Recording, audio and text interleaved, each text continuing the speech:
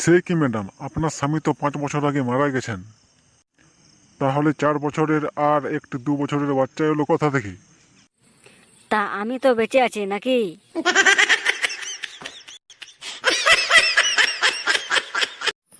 আমি মা হাতে চলেছি।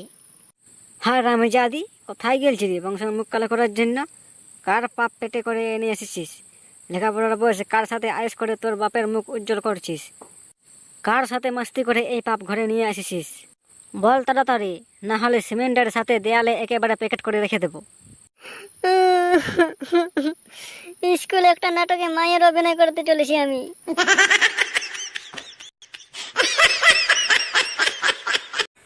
আপনি বলেছেন আপনি সারা রাত ধরে ক্রিকেট খেলার স্বপ্ন দেখেন।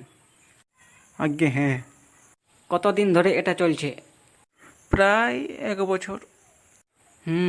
কিন্তু আপনার অন্য কোনো স্বপ্ন দেখতে ইচ্ছা করে না?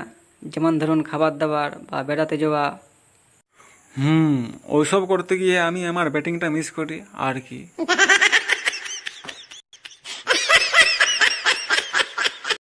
তোমাকে ঠিক গাঁজাখড়ের মতো দেখতে লাগছে।